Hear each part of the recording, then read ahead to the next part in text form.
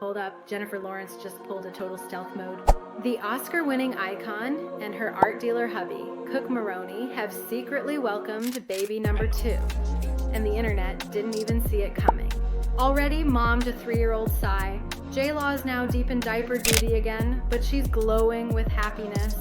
An insider spilled that she was super excited about the pregnancy and said the timing couldn't be more perfect. But here's the twist. JLaw is keeping things ultra low-key, just like last time.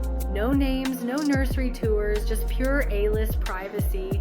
Fans are dying to know, boy or girl, name reveal soon, or will she ghost the spotlight again? Stay tuned. This mama moves in mystery.